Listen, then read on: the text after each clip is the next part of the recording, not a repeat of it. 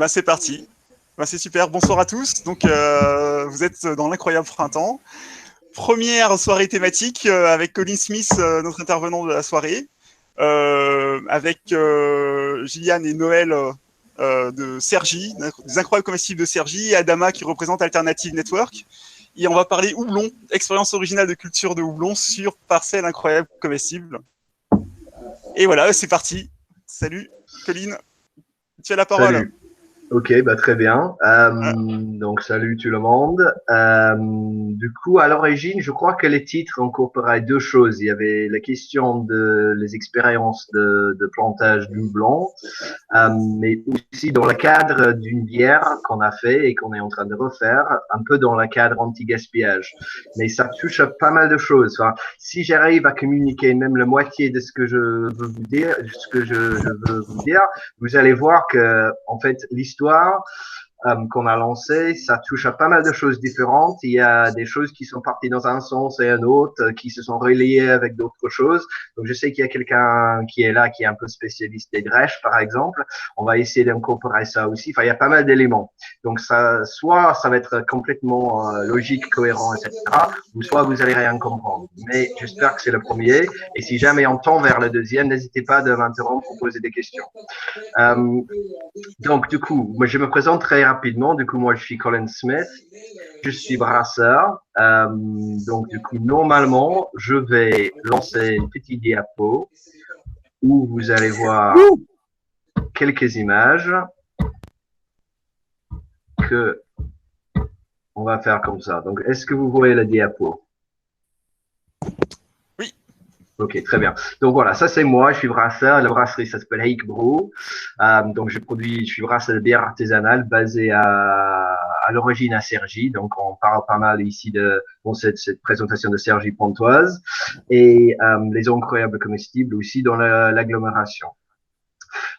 Et donc, du coup, enfin, je suis brasseur, mais je suis également, grâce à ce que je vais vous raconter, je fais également partie des incroyables comestibles. Au début de cette histoire, j'y étais pas, mais en fait, à travers cette histoire, moi, j'ai repris avec des amis et des contacts un potager qui s'appelle le potager des Rousselettes, qui est à Cergy. Donc, ça, c'est un exemple parmi les multiples exemples que j'espère vous raconter de choses qui se sont reliées, les gens qui étaient mis en contact les uns avec les autres. Avec pas mal de projets qui ont découlé. Et donc, pour moi, par exemple, enfin, je commençais brasseur, je suis maintenant toujours brasseur, mais je suis également, je fais partie des IC à Cergy-Pontoise avec ce protégé-là. Donc, du coup, moi, voilà, c'est une poule qui est arrivée un peu trop tôt dans le processus. Je vais vous raconter l'histoire de la bidule. Donc, je ne sais pas si vous voyez sur maintenant pas la diapo, mais sur la caméra, ce que j'ai dans la main, c'est une bière qui s'appelle la bidule. Donc, je vais vous raconter un peu l'histoire de la bidule. Donc, c'est une histoire d'amour dans pas mal de sens différents, pour moi personnellement, mais aussi pour beaucoup de gens qui étaient impliqués. On a fait quelque chose assez génial ensemble. Et c'est une histoire qui commence justement avec une poule. Donc, c'était pas une erreur que je vous ai montré ce photo-là, même si c'était arrivé un peu trop tôt. On ne pose pas la question d'où ça a commencé, si c'était l'œuf ou la poule. Pour nous, dans cette histoire, tout a commencé avec la poule. Pourquoi? Plus spécifiquement, ça a commencé avec quelque chose qui s'appelle le coquetarium, qui est un espèce d'hôtel de luxe pour des poules qui se retrouvent sur un des potagers incroyables comestibles, pour le coup à Neuville-Serroise. Donc on est toujours dans l'agglomération Cergy-Pontoise dans la Val d'Oise. Donc, qu'est-ce que c'est un coquetarium? Très rapidement, c'est un projet d'anti-gaspillage. En gros, on va mettre des poules dans des villes et on demande aux gens d'amener leurs déchets, les déchets alimentaires pour nourrir les poules. Et comme vous voyez, les gens s'éclatent. Donc, c'est une belle photo pour montrer ça. Et donc, cette coquetarium-là existe toujours sur la potager de Neuville-Serroise. Et par contre, il y avait un souci. Le souci, c'est que les gens du quartier et les alentours, ils déposaient énormément de nourriture. En tant que tel, c'est pas un souci, c'est exactement ce qu'il faut. Le souci, c'est que dans la nourriture qui a été déposée, il y avait énormément de pain. Et le pain, on aime bien, mais le pain, comme vous savez certainement, c'est pas génial pour les animaux et pour les poules. Et donc, du coup, malgré le fait de demander de ne plus amener du pain sur la potager, il y en avait beaucoup qui arrivaient. Et donc, les gens qui s'occupaient du potager et du cocktail se sont posé la question, bon, qu'est-ce qu'on peut faire avec le pain? Et donc, ils ont regardé un peu partout, y compris sur Internet. Ils ont trouvé que on peut faire la bière au pain. Et étant donné que, enfin, de ce que je connais de eux, les gens d'Incroyable Comestibles ici sont plutôt les gens qui aiment, on va dire, prendre l'apéro, l'idée de la bière est venue assez naturellement. Et donc, c'est à ce point-là qu'on m'a approché. Donc, c'était Noël qui est sur l'appel, qui est venu me voir. À ce moment-là, je connaissais très peu des Incroyables Comestibles, le coqueterme, etc. Il est venu me voir pour me demander, est-ce que c'est possible de faire une bière à base de pain? Et moi, j'ai dit oui. Pas seulement c'est possible, mais ça m'intéresse le projet d'essayer de faire une bière à base de pain. Et donc, du coup, on a commencé à faire des essais. Donc, d'essayer de voir ce on pourrait sortir en tant que bière à base de pain. Donc, voici une photo d'un des premiers brassages qu'on a fait en petite quantité. Là, vous voyez le pain qui est en train d'être arrosé par l'eau. Je précise que le pain qu'on utilisait au début et pendant tout le processus n'était pas le pain qui était déposé dans le champ du potager. On a commencé à s'intéresser à la question du pain. Et on s'est rendu compte qu'en fait, le problème de gaspillage de pain en France comme ailleurs est énorme. En France, on est presque à 40% du pain qui est produit, qui est jeté derrière. Et du coup, on a décidé d'essayer de sauver le pain du gaspillage en créant une bière. Et c'est une bière qu'on a décidé de faire, donc en collaboration avec les Incroyables Comestibles, ma brasserie Hake Brew et l'EcoFest, un festival écolo qui a eu lieu pour la première fois il y a 2 ans à Cergy-Pontoise. Donc l'idée, c'était pour l'édition 2020 d'essayer de faire une bière locale anti-gaspillage. Voilà. Donc, du coup, voilà une petite photo de ce que c'était l'EcoFest 2019. Il faisait super beau. C'était super. Et voilà. On a réussi le pari. Je vais vous raconter assez rapidement l'histoire de la bidule. Pourquoi la bidule? Parce que c'est la bière durable et locale de l'EcoFest. Je vais vous expliquer donc qu'est-ce qu'il y a très rapidement dans la bière. On voit dans cette photo à gauche, il y a du malt. Ça, c'est des céréales. C'est principalement de l'orge. Il y a des houblons. C'est des fleurs d'une plante grimpante. Il y a de l'eau et il y a des levures.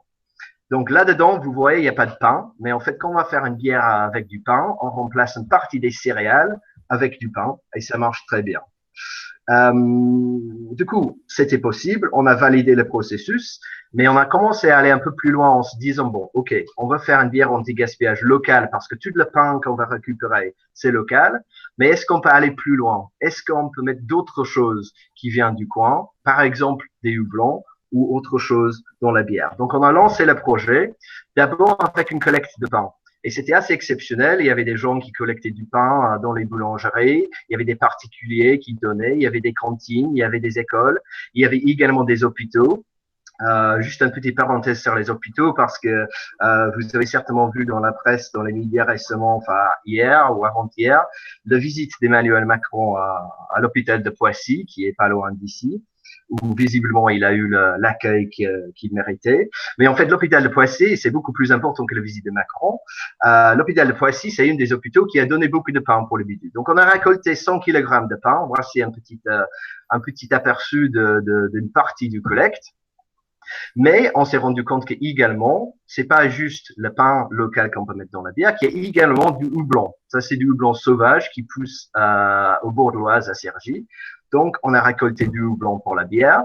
On a décidé également de mettre du miel, parce qu'on peut mettre du miel également dans la bière. Donc, on était en lien avec une association locale qui s'appelle Ocel.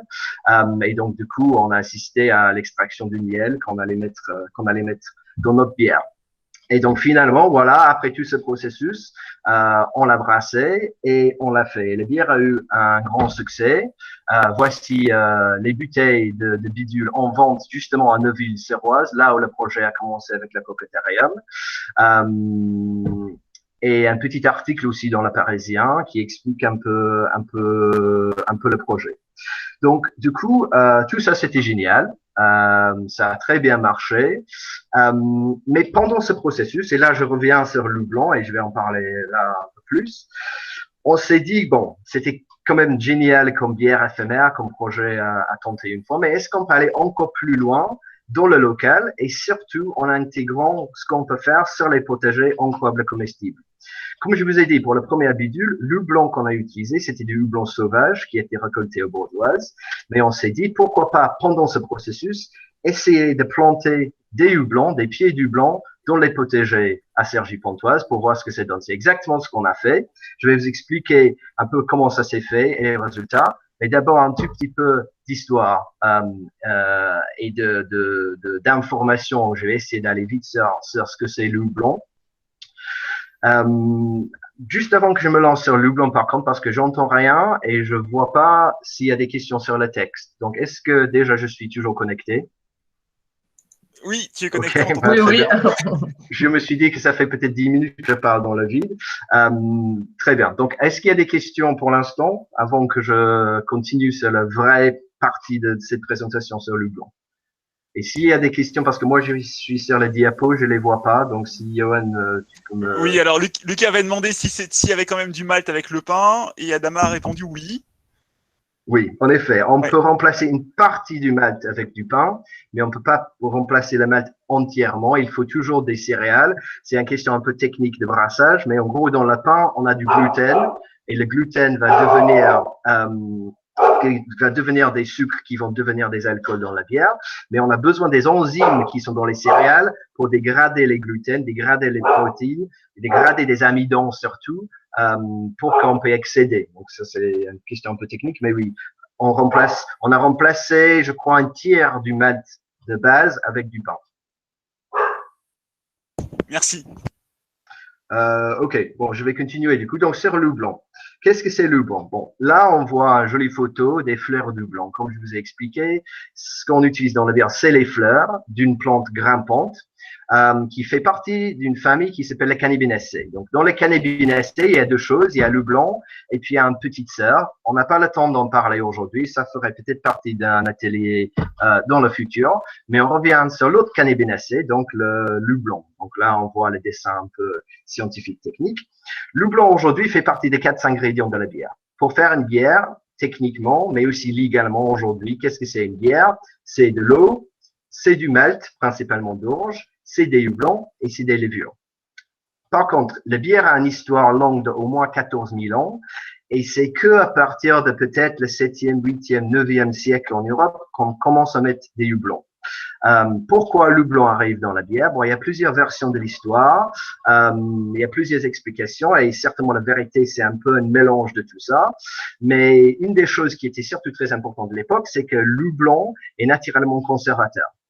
Donc, ça joue un rôle très important dans la conservation de la bière, surtout pendant une époque où on n'avait pas le contrôle qu'on a aujourd'hui, la maîtrise sur les questions, par exemple, des microbes, des bactéries dans la bière, etc.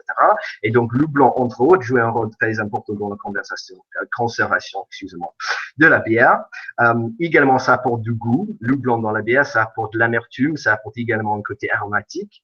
Il y a aussi très certainement des questions de monopole et même des questions de contrôle de substances qui sont liées à ça aussi, parce que à l'époque, on mettait des herbes, un peu tout et n'importe quoi dans la bière, et dire qu'officiellement et même légalement assez tôt que les bières doivent contenir du houblon, ça voulait dire que les bières étaient de meilleure qualité, question de conservation, mais aussi qu'on mettait pas de tout et de n'importe quoi, on commençait à standardiser un peu ce qu'on mettait dans la bière, et également, il y avait aussi des puissances qui commençaient à contrôler les houblons, pour qui c'était très important que le houblon faisait partie. Donc, il y a toutes ces histoires dans le houblon, dans la bière.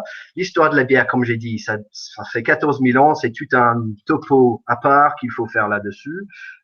Faut savoir que pour l'instant, on pense que les premières brasseries, les premières bières d'ailleurs, pas les premières brasseries, les premières bières étaient brassées en ce qu'on appelle aujourd'hui le Palestine.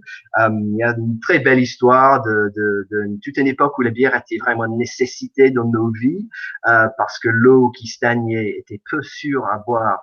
Et en fait, le faible taux d'alcool des bières de l'époque, c'est pas comme aujourd'hui, mais 1 ou 2 degrés, combiné avec l'acidité et après combiné également avec le conservateur du houblon, la bière était plus sûre à boire que de l'eau. C'était souvent toute la famille qui buvait ces petites bière avec des petits taux d'alcool. Et pendant une bonne partie de l'histoire de la bière, c'était les femmes qui la brassaient. Donc, la bière, c'est aussi une histoire de femmes. Mais on n'a pas le temps de faire tout ça. Je vous explique juste un tout petit peu. Donc, du coup, on a décidé de se lancer dans la cultivation des houblons sur les potagers incroyables comestibles. Donc, on est allé sur un site qui s'appelle Hopstock. Je vous en parle parce que bon, nous, on a pris nos pieds du blanc de là-bas. Le gars qui le gère, il est super sympa. Il y a d'autres endroits où on peut commander du houblon en France, mais ça, c'est du houblon qu'on peut commander en France. Et accessoirement, jusqu'au fin du mois, la fin du mois de mars, début avril, on est en pleine période de plantage du blanc. Donc, si jamais il y en a qui regardent, qui veulent planter des houblons chez eux ou sur des potagers incroyables comestibles, c'est le moment. Et entre autres, parce qu'il y en a d'autres, le site Hopstock, c'est quelque chose de bien à regarder. Donc, du coup, on s'est lancé sur la question de plantage du blanc. Donc, il fallait innover. Donc, ça, c'est le potager qui se retrouve à Cergy-Préfecture. Donc, voilà, avec une espèce de tipi. Il y avait d'autres expériences d'essayer de faire pousser le blanc, parce que ce qu'il faut savoir, c'est que le blanc, ça grimpe. Ça peut grimper jusqu'à 4 mètres. Plus haut ça grimpe, mieux c'est. Et normalement, la première année, nous, on a commandé des pieds du blanc. Donc, vieux d'un an déjà. Donc, la première étape était déjà faite chez les houblonniers. On a récupéré les racines nues de pieds du blanc qui avaient déjà 1 an.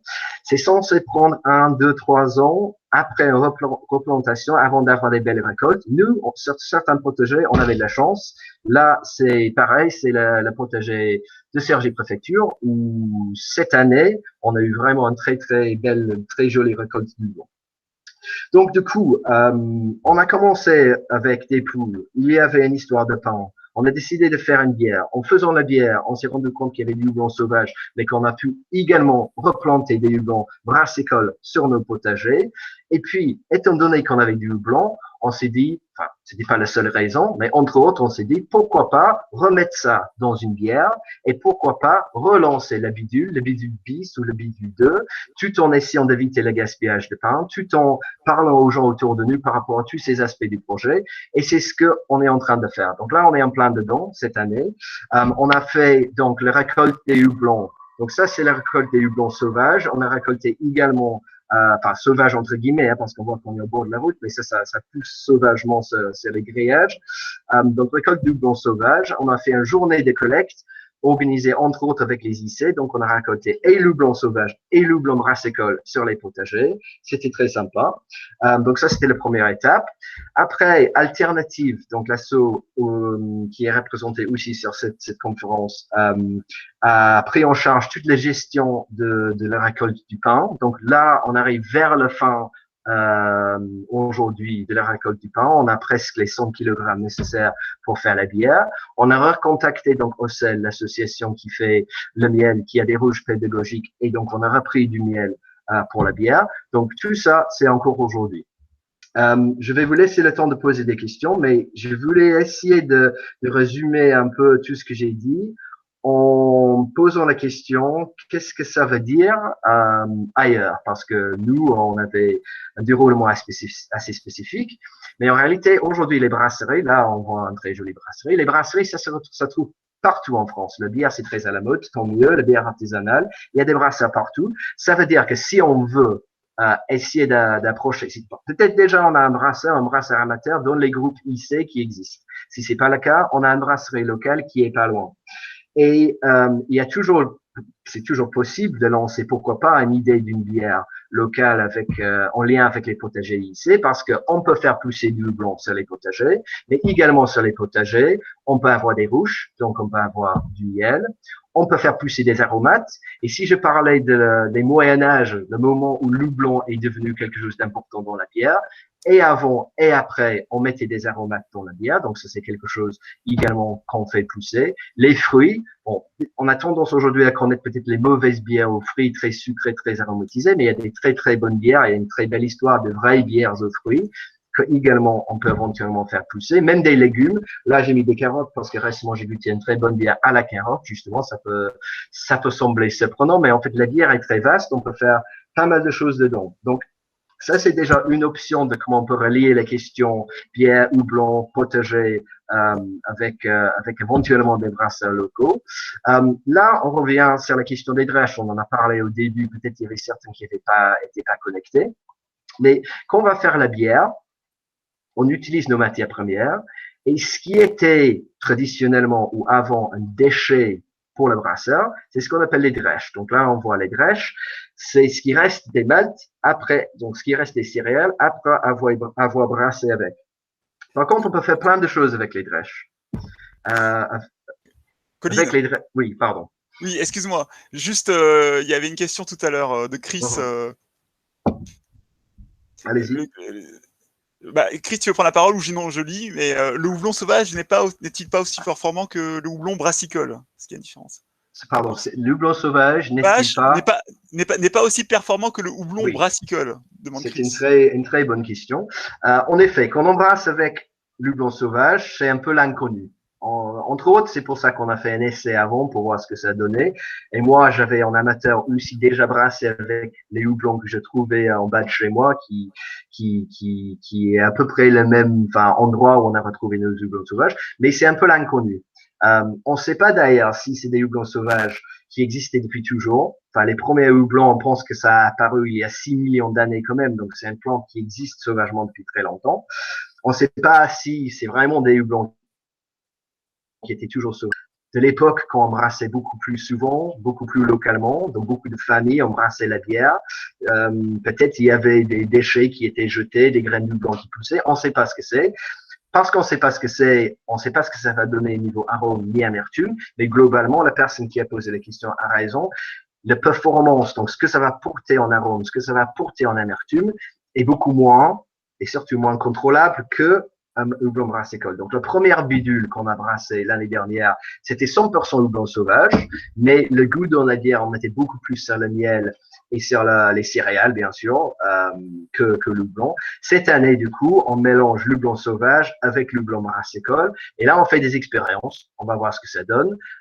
Tout ce que je veux vous dire, c'est qu'on a vendu toutes les bouteilles de la première bidule assez rapidement. Et donc, du coup, retenter l'expérience n'est pas simplement une question du projet. C'est aussi le produit final qui était sympa. Et donc, du coup, le houblon sauvage, au moins celui qu'on a eu, a porté peu, mais a fait une bière qui était bonne. Donc, je reviens sur la question des drèches, du coup. Donc, comme je l'expliquais, entre guillemets, les déchets, quand on a utilisé les maltes, ce qui reste des céréales derrière, c'est ce qu'on appelle les drèches. Par contre, les drèches, il y a plein d'utilisations, plein de choses qu'on peut faire avec. On a quelqu'un sur l'appel qui fait donc des meubles avec des drèches, donc il y a des utilisations très, très innovantes. On peut faire de l'énergie. Après, ça, c'est une question de méthanisation, derrière laquelle il y a des questions à se poser. Donc, je suis pas en train de dire il faut faire tout ça, mais je souligne juste les possibilités. Avec les drèches, on peut faire aussi l'alimentaire pour nous. Donc, ça, c'est un pain qui a été fait par quelqu'un impliqué dans le processus pour faire notre bière, qui avait essayé de faire un pain aux drèches derrière. Mais, et là, on revient sur nos poules, j'avais dit qu'il y avait plusieurs choses qui se reliaient. Les drèches aussi, ça nourrit les animaux. Il y a certains animaux qui aiment bien, pour qui c'est même bien de donner les drèches. On ne peut pas remplacer à 100% ce qu'ils mangent habituellement, mais jusque par exemple pour les poules, 30-40% de ce qu'ils mangent peuvent être remplacés par les drèches. Et bon, ça moi j'aime bien cette partie de l'histoire parce que si vous vous souvenez au début, on a piqué le pain qui était censé être pour les poules pour faire une bière, et puis finalement on a fait une bière, on a pu quand même redonner quelque chose aux poules derrière. C'est un petit exemple de toutes ces boucles qui se sont reliées derrière. Et ça, c'est la dernière photo. Ça, c'est encore le potager des Roussellettes. Mais c'est pour vous dire que les drèches, également, ça peut être utilisé pour enrichir les sols en épandage. Et donc, entre autres, là, vous voyez notre petite tentative de but de permaculture qu'on a fait notre potager, dans lequel il y a aussi des drèches de brasserie. Donc là, on revient sur un potager lycée. Là, j'ai parlé de plein de choses, certainement pas suffisamment pour certains et peut-être trop pour d'autres. Mais je vais arrêter la diapo, je vais aussi arrêter de parler et comme ça, vous pouvez soit apporter des expériences, poser des questions, discuter entre vous. Si jamais vous voulez que que je réponds, je peux, mais c'est aussi le moment, je pense, pour vous d'en parler parce que j'ai fait exactement le contraire de ce que j'ai dit au début et j'ai beaucoup parlé et donc je vais arrêter là. Voilà. Merci Colline. Lucas, si tu veux prendre la parole pour poser ta question. Ouais, je voulais savoir, vous avez planté quoi comme variété de houblon sur les potagers? Je savais que quelqu'un allait me demander ça. Ouais. C'était il y a... Non, mais c'est une très très bonne question. C'était il y a un an à peu près. Et je peux vous dire qu'il y avait du Calais Golding, qui est lié à l'East Kent Golding, qui est un peu plus connu. Il y avait du Tradition. Il y avait quelques pieds doublons un peu plus exotiques, les Chinook, les Centennial et la Cascade, mais on était principalement sur les choses qui étaient, enfin, toutes ces choses-là étaient français dans le sens qu'on les a fait germer en France, mais aussi plus traditionnellement français. Donc la tradition, la Calais Golding. Et il y avait un autre, mais je vais chercher le temps qu'on pose d'autres questions et je vais vous donner la liste complète. Alors, c'est une question de brasseur. Lucas, t'es brasseur aussi également, c'est ça? Je fais ça en amateur dans ma cuisine, ouais, effectivement. J'ai planté 2 plants cette année, cet hiver de Chinook, un de Chinook et un de Sentinelle, dans le jardin. Donc on va voir. Pour l'instant, ça a pas pris, mais on va attendre encore un petit peu. Donc voilà, ben, éventuellement, ça aurait été cool aussi de pouvoir faire un petit échange ou deux, si on peut diviser les rhizomes un peu plus tard. Ah, y a-t-il une autre question? Moi, j'ai une question concernant le pain. Donc, l'approvisionnement au pain, c'est 100 kilos une tournée, c'est ça? Pour quelle quantité? Voilà. Ben, en effet, c'est quelque chose de très important que j'ai pas dit. Nous, on était pour notre brassin final parce qu'on a fait un test, un essai au début avec un petit lancement dans un théâtre local pour voir si ça passait parce que les gens ont dit oui, il fait faire une bière à base de déchets. En gros, le pain rassis, c'est bien joli, mais si c'est dégueu, c'est pas super sympa comme idée. Donc, c'était un premier essai pour montrer, enfin, le premier essai, c'était 150 litres, mais pour montrer qu'en fait, le pain dans la bière, ça marche et ça peut donner des très bonnes bières. Mais le brassin final, donc les bidules dont j'ai parlé avec les 100 kg de pain, on était sur 1000 litres. On a fait 1000 litres de bière.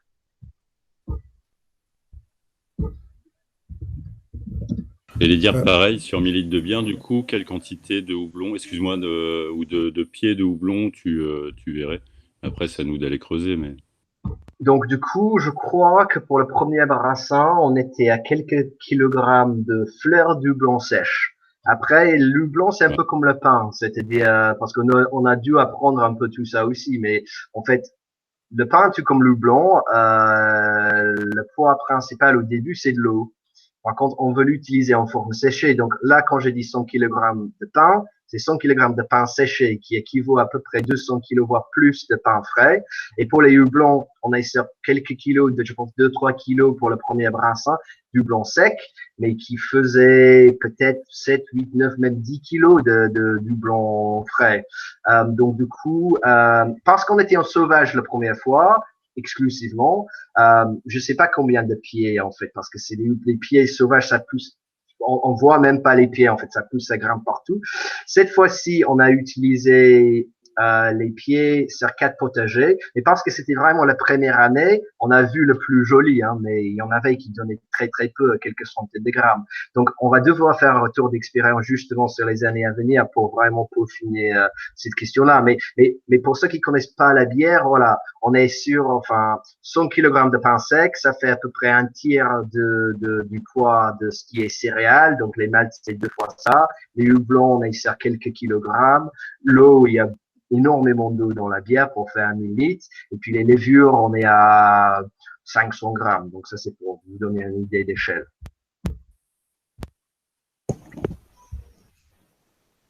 Alors, du coup, l'écosystème Merci. qu'il y a autour. L'écosystème qu'il y a autour. Alors, du coup, donc, Adama apporte le pain qui vient des hôpitaux, c'est ça? Ou qui vient de... Vas-y, Adama. Ok. Donc effectivement, le pain, on était parti sur un système de collecte qui est plus large que ça. Dans notre idée, en fait, on s'était dit que c'était une superbe façon pour sensibiliser au gaspillage du pain. Et donc, c'était important pour nous que des particuliers, donc monsieur, madame, tout le monde, le voisin, la voisine et la personne qui habite à l'autre bout de la rue, puissent participer à cette récolte-là. Donc la première année, si je dis pas de bêtises, on avait fait une inscription en ligne, on a eu plus d'une trentaine de collecteurs on était de Cergy au Vexin, c'est ce que tu nous disais, Colline. Donc on était Ouais. en tout cas sur 20-30 km de périmètre dans lequel on a pu récolter ce pain, qui venait donc de particuliers, leur propre pain, de boulangeries, les particuliers qui récupéraient du pain auprès de la boulangerie où ils avaient leurs habitudes, et d'hôpitaux. On a aussi eu des hôpitaux qui nous ont donné des quantités de pain assez importantes. Sur cette année, on a eu principalement des apports de particuliers, mais on a eu des très gros collecteurs, notamment Noël, qui nous a apporté près de 50 kilos, c'est bien ça? 50 kilos de pain personnel, Noël. Noël consomme beaucoup de pain. Non, 50 kilos de pain séché à partir de boulangerie, à partir de cantine, à partir de particuliers. C'est du pain récolté et donc séché à partir de plusieurs sources. Dans le fonctionnement, en fait, on avait les collecteurs, donc qui allaient récupérer du pain, ceux qui étaient chargés de centraliser. Noël en faisait partie, on était 5-6, et donc là, on va avoir on va récupérer tout le pain et l'envoyer pour le brassage sous peu. On disait la semaine prochaine, c'est ça, Colline? 26. Ouais, ça. donc ça va être, qu'est-ce que j'avais dit? Parce que c'est ça, mais les dates, c'est le 28, c'est ça, ouais. Colline, t'avais dit. Normalement, j'y serai, ouais. T'avais dit ça. C'est ça. Côté culture, est-ce que je peux signaler que pour cultiver du houblon, il faut énormément d'eau? Est-ce que tu peux, Colline, expliquer un peu?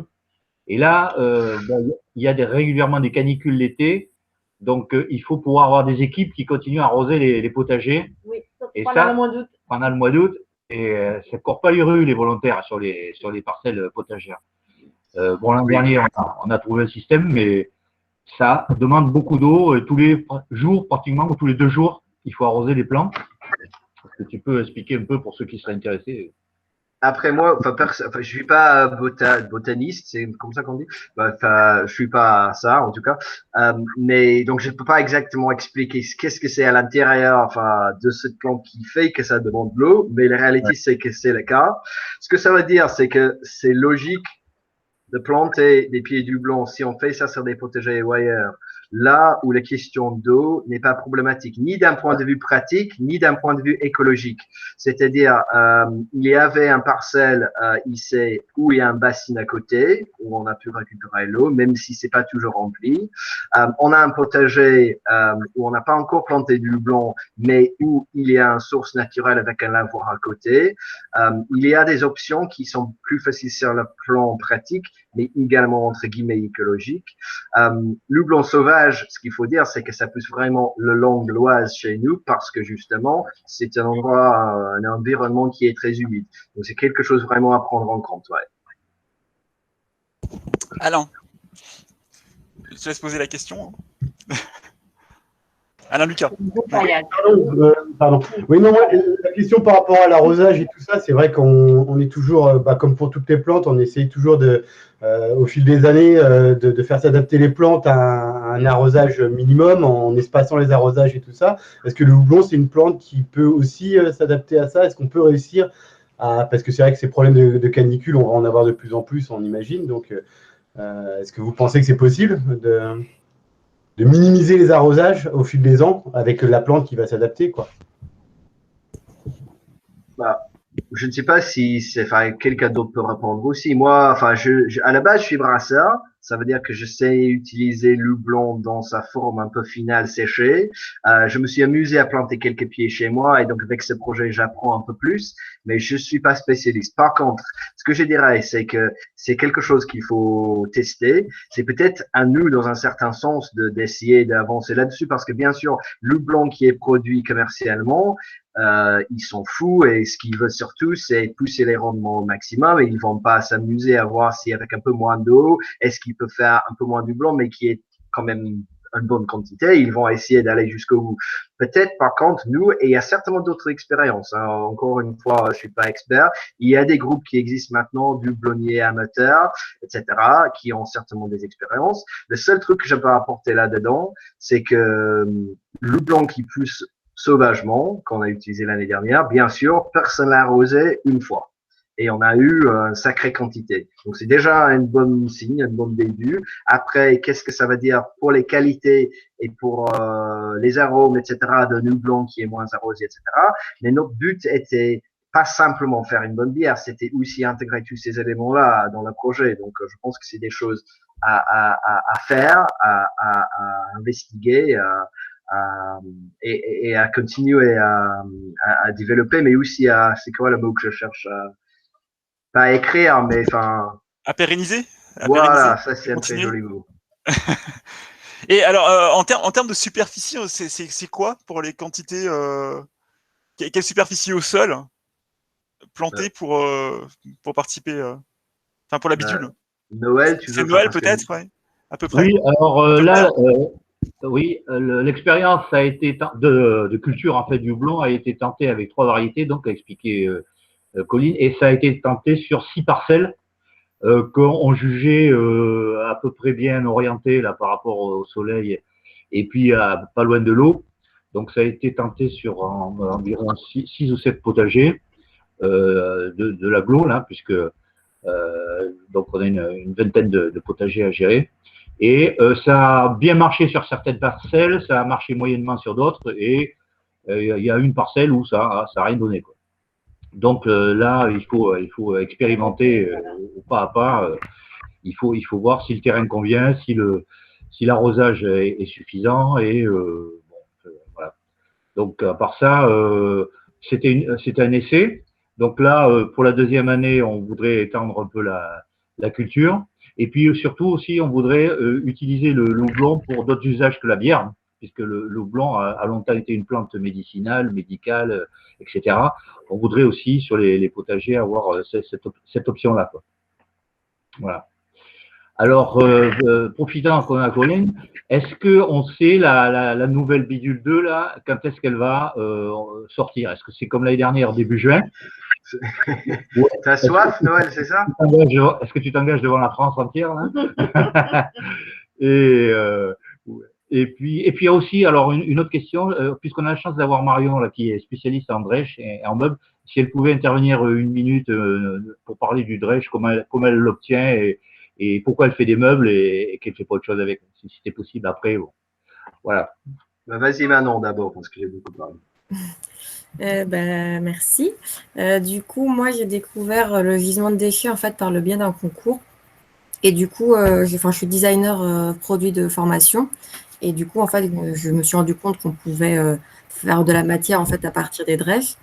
Et du coup, en fait, je récupère pas n'importe où la drèche, c'est surtout en ville, en Île-de-France pour l'instant, vu que je suis située en Île-de-France. Mais c'est surtout en Île-de-France, en fait, que la drèche est considérée comme un déchet, parce qu'on l'a dit tout à l'heure, qu'il y a plein de moyens de valorisation possibles, que ce soit pour l'agriculture, l'alimentation du bétail, maintenant l'alimentation humaine. Mais en fait, il y a de telles quantités qui font qu'il y a d'autres moyens de valorisation possibles. Et du coup, moi, le cœur de mon projet, c'est ce qui prend aussi beaucoup de temps, c'est d'avoir un produit final qui soit compostable. Du coup, de trouver une colle qui soit naturelle, enfin 100% naturelle, et du coup compostable, mais à la fois assez résistante pour qu'en fin de vie, le meuble puisse être composté, et du coup, que ça retourne un petit peu à la terre comme des solutions qui sont déjà possibles, mais d'intervenir pendant une partie de la durée de vie du produit pour augmenter la durée de vie, on va dire, mais à la fin, au moins, ça retourne à la terre pour refaire pousser de l'orge, pour refaire de la bière, par exemple. Et du coup, là, c'est encore en phase de recherche et développement. Mais l'idée, c'est vraiment de remplacer, on va dire, les mobiliers qu'on a actuellement qui sont avec des cols nocives et qui utilisent de l'extraction de ressources, et là de partir en fait de fabriquer localement avec les ressources locales et avoir le moins d'impact possible, que ce soit pour l'homme, la santé humaine et l'environnement en général. Marion, une question courte. Franchement, c'est assez solide le Dresch avec de la colle pour s'y asseoir dessus. Oui, j'ai des prototypes qui ont été testés. Ça paraît fou ça, parce que c'est quand même un matériau. Ça dépend combien de bières tu as encaissé, Noël. Non, mais en fait, je récupère la drèche, je la fais sécher, je la compresse, et du coup, c'est en fonction de l'épaisseur.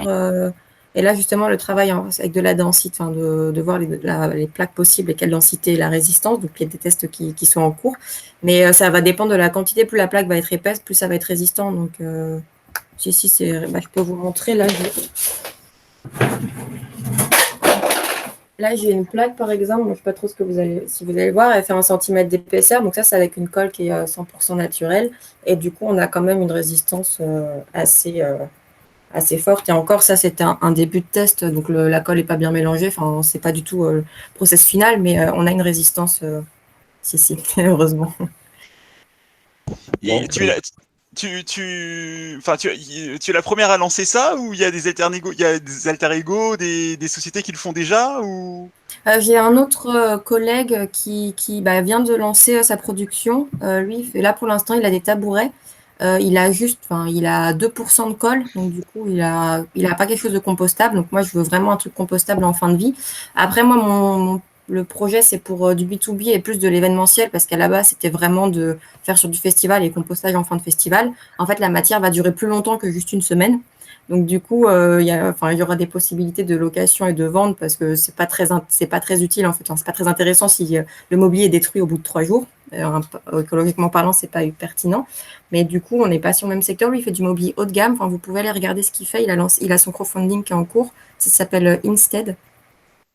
Et du coup, on est 2 en France en fait à faire ça. Après, il y a des initiatives plus alimentaires. Quelqu'un en parlait dans le chat tout à l'heure de couverts. Oui, c'est ça. Pardon, il y a mon chat qui vient d'arriver. Et du coup, il y a pas mal. J'ai des amis aussi qui font des récipients comestibles. Du coup, pour remplacer tout ce qui va être plastique jetable, il y a pas mal d'initiatives en fait, mais niveau mobilier, on est 2 en France pour l'instant. Et hors France, en Europe, il y en a quelques petites choses, mais pas encore du mobilier. Enfin, j'ai pas encore vu trop. Et la durée de vie du mobilier, c'est quoi, estimé? Là, je ne sais pas encore. Les prototypes que j'ai faits ne sont pas avec la colle naturelle que j'ai trouvée récemment. Mais les prototypes datent de cet été et ils sont toujours très fonctionnels. J'ai des morceaux de Dresch, des premiers essais qui ont plus d'1 an. Donc en soi, si c'est résistant. Ça peut faire peur comme ça, mais j'insiste vraiment sur le fait que le produit soit compostable et pas biodégradable, parce que si je dis biodégradable, on va penser, on le met dehors, ça va disparaître au bout de 3 jours, mais c'est pas du tout le cas. Compostable, c'est parce qu'il va falloir broyer la matière, la mélanger au compost et qu'il y ait une autre action. Ça va pas disparaître tout seul de son plein gré. D'accord. Alors, j'avais une question tout à l'heure, Colline, sur le houblon. Alors, c'est une question de personne qui n'y connaît rien. Tu as dit que qu'il était naturellement conservateur. C'est-à-dire, parce qu'en fait, je trouve que, écologiquement, c'est intéressant de le savoir. Ça marche comment? Ça fonctionne comment? Ça fonctionnait comment? Je suis pas entièrement sûr de la biochimie des propriétés conservateurs des houblons. Je sais que il y a des acides à l'intérieur, des acides naturels qui jouent. C'est également antioxydant comme plante, mais qu'est-ce qu'il y a à l'intérieur biochimiquement parlant qui fait que c'est conservateur? Je ne sais pas. Ok, ben merci. Je profite juste pour répondre à Noël quand même, parce que sur la date, le brassage est en fin de mois. Normalement, 2 mois après, la bière, elle va être prête.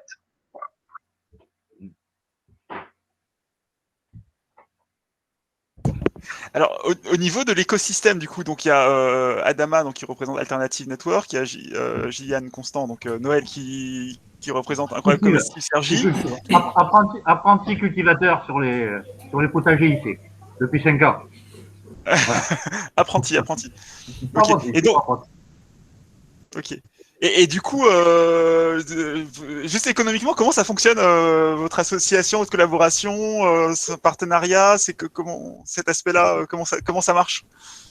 Je peux peut-être répondre synthétiquement. En fait, c'est un gentleman's agreement entre les trois organisations. Hein. Un gentleman's agreement, c'est un accord de travailler ensemble sur un projet et un produit, en l'occurrence la bidule. Et donc, on se met d'accord sur tous les paramètres, fabrication, qui fabrique, qui récolte le pain, qui vend, tout est organisé donc entre nous trois. Et donc, l'idée est de travailler donc à trois. Gentleman's agreement, voir Wikipédia. C'est un accord informel, ça n'a pas besoin d'être écrit, donc entre trois organisations. Et s'il y a une organisation qui s'en va, il n'y a pas de poursuite juridique, mais il y a la honte. Et on n'a pas envie d'avoir honte. Personne n'a envie d'avoir honte.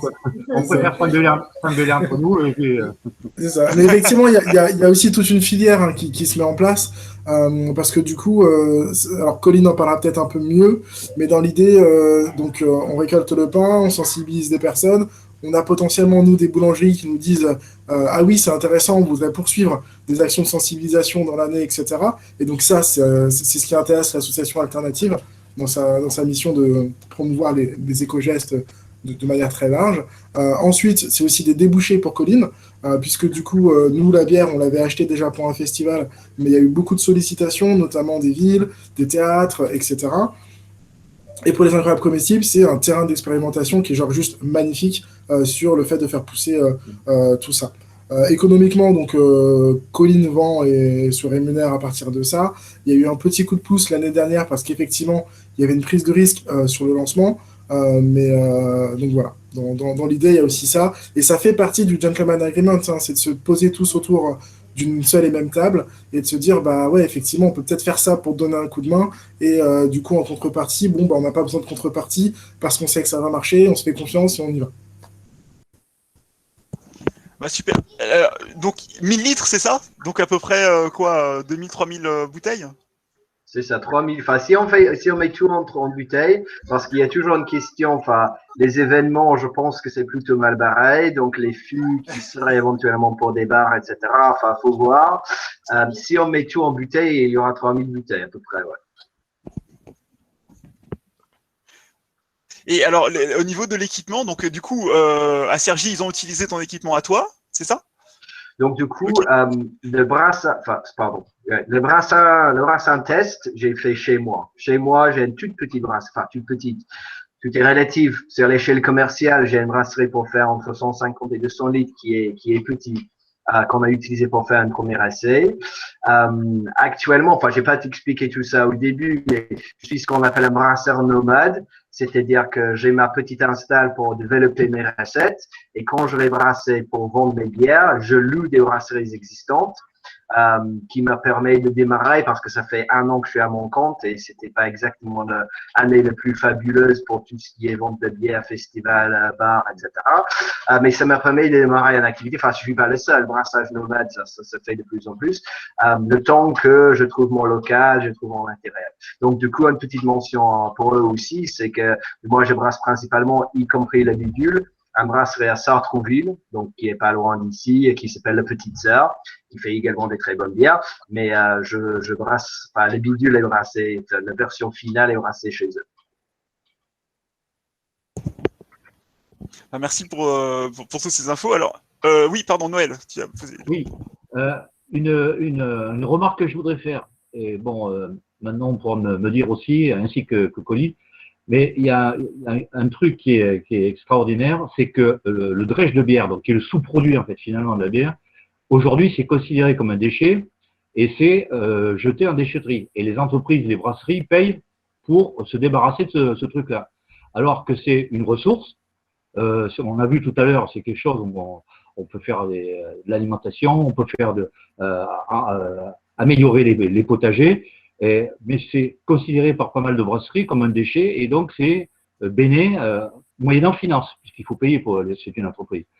Je trouve que c'est un petit peu vraiment dommage que nous, on n'aille pas voir nos brasseries préférées et qu'on n'essaye pas de récupérer ce truc gratuits afin de faire toutes ces choses-là qu'on a dit tout à l'heure, quoi. De jeter ça et de payer en plus pour le jeter, je trouve ça un peu scandaleux. C'est quand même une richesse. Bon, c'est juste une remarque pour Manon, si elle peut expliquer un peu mieux, ou Colline, mais... Bah, en fait, le problème des brasseurs, c'est que la drèche, ça fermente, ça continue de fermenter et il faut s'en occuper très vite. Oui. Donc, du coup, c'est pour ça que les brasseurs n'ont pas d'autre choix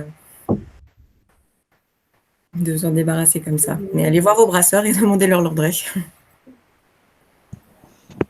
Ok. Non, très bien.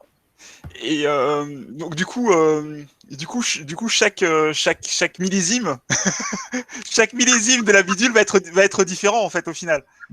Exactement. Ça, Enfin, là, cette année, ce qui change cette année, c'est un peu le pain, parce qu'on s'est rendu compte que quand tout le monde donnait du pain, et là, c'est une question brassicole, si vraiment vous voulez faire des bières à base de pain, la qualité du pain a un influence quand même sur la qualité de la bière finale, surtout par rapport au taux de sel. Parce que le seul truc qui est dans le pain qu'on veut vraiment pas dans la bière, c'est du sel. Et plus le pain est industriel, plus on va retrouver du sel. Donc, d'un côté, c'était génial que les hôpitaux, enfin, j'ai parlé de Poissy, mais il y avait l'hôpital de Pontoise, il y avait un autre maison médicale, etc., qui donnait du pain.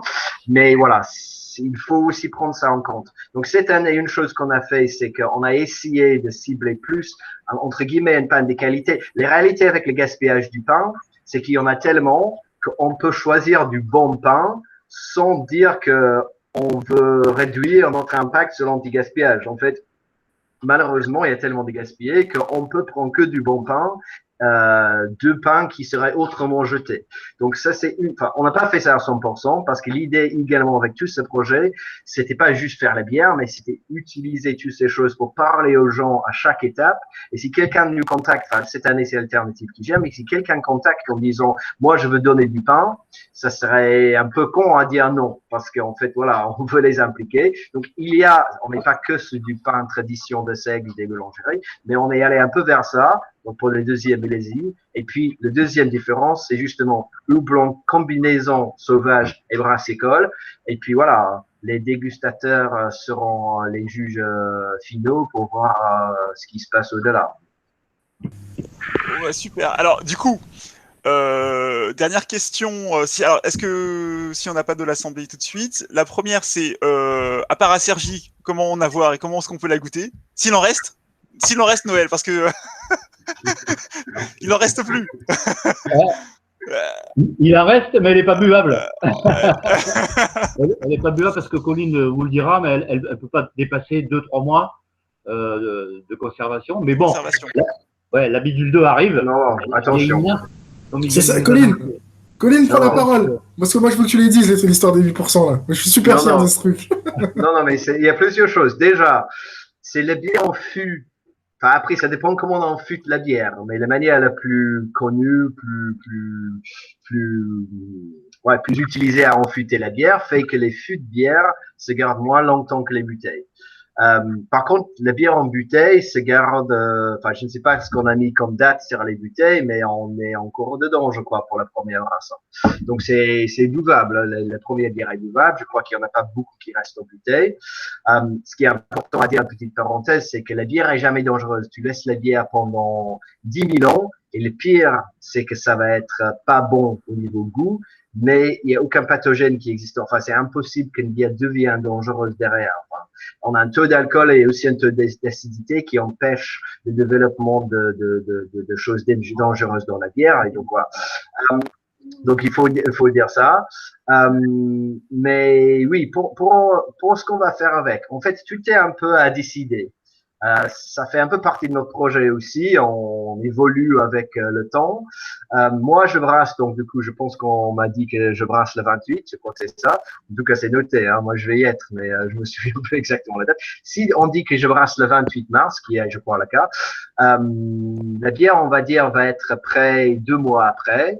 Elle va être en bouteille ou en fûtée. Ça, c'est le moment. Donc, d'ici 2 mois à peu près, où on décide, est-ce qu'on pense que, par exemple, Alternative va se lancer sur un festival, sur des petits événements?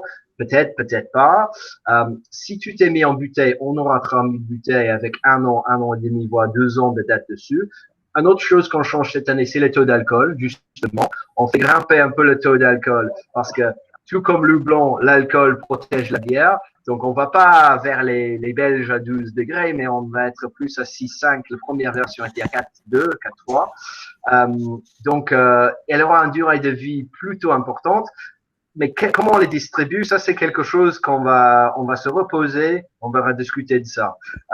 Moi, je pense qu'il y a c'est tout à fait possible que s'il y a un intérêt de partager cette bière avec les gens qui sont déjà en lien avec les acteurs locaux, je ne sais pas en quelle quantité, mais s'il y en a d'autres, surtout qui veulent reproduire ce type de projet, je pense qu'on peut se mettre d'accord pour au moins envoyer une bouteille à droite à gauche pour au moins montrer ce qu'on fait. Et peut-être bien au-delà de ça. Mais tout ça, c'est à discuter, on ne sait pas pour l'instant. Ben, merci. Alors, donc Colline, où est-ce qu'on te retrouve? Où est-ce qu'on a plus d'infos? Et après, même question pour Adama et pour Noël.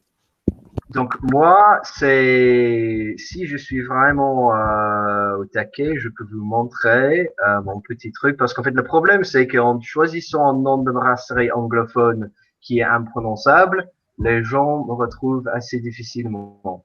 Donc du coup, je vais essayer de voir si je peux vous montrer le slide. Voilà. Donc moi, c'est Hake Brew. Est-ce que vous voyez ça là?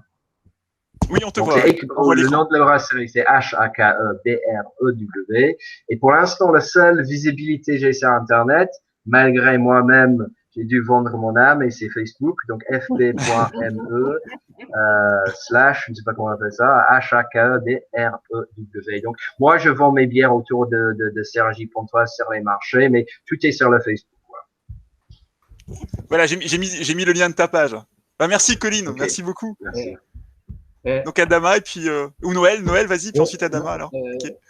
Est-ce que Colline a précisé que hake, ça veut dire c'est un nom de poisson ça en anglais? Hake Brew, bah, ça veut dire c'est brasserie Colin, c'est ça? C'est-à-dire que c'est le poisson Colin. C'est l'idée. Autrement, effectivement, là, je viens de regarder l'étiquette. C'est bien jusqu'à mai 2021, la date limite. Donc, elle est encore buvable. Hein. Donc, s'il y a des amateurs qui se manifestent, hein, avec les risques qu'expliquait Colin. Et puis, on va sur les parcelles. Nous, on a besoin de volontaires. Donc, s'il y a des gens qui veulent visiter la merveilleuse ville de Cergy-Pontoise et qui veulent aussi nous aider sur les parcelles, ils sont les bienvenus et on leur fera visiter Cergy-Pontoise. Hein. Les bons côtés de Cergy-Pontoise. Pas les mauvais. À lire la presse. Les incroyables comestibles de Cergy, donc c'est Facebook votre principale porte d'entrée de contact, c'est ça? Facebook, voilà. Et atelier le mercredi, tous les mercredis à midi au protégé préfecture dont on s'occupe avec Gillian. À côté de la préfecture, l'espèce de pyramide à l'envers. Mais on est sous les yeux de l'administration et du préfet. Hein. Donc il faut porter le masque et puis les gants et tout. Hein. Faut être corporel. Okay. Donc j'ai mis le lien dans le. Ouais. Ce qu'on pourrait faire aussi, peut-être, ce qu'il avait fait Colline l'année dernière, il avait fait des pré-dégustations. Hein, il y avait eu le lancement début juin, mais il avait fait des pré-dégustations pour un club très privé. Donc je ne sais pas ce qu'il envisage cette année, hein, en fonction des événements et tout ça. Mais on pourrait peut-être imaginer une pré-dégustation avec les meubles de Manon. Hein, comme ça, on les testerait en même temps. Hein. On peut peut-être imaginer des choses. Et si on est un peu libéré dans la vie civile, peut-être on peut imaginer des mini-événements, si on ne peut pas imaginer des grands événements. On en rediscute entre nous. Mais on te tient au courant, Johan, il n'y a pas de souci. Hein. Merci voilà. Noël. Alors, Adama, donc, tu expliques un petit peu Alternative Network ? Ouais, bah alors du coup, Alternative Network, on est un réseau d'initiatives. Hein. Dans l'idée, on est une association dans laquelle on regroupe des bénévoles, juste simples, curieux et volontaires, des porteurs de projets, que ce soit des projets économiques ou juste des projets, j'ai envie de faire ma petite jardinière chez moi, j'ai envie de développer mon jardin à la maison, etc.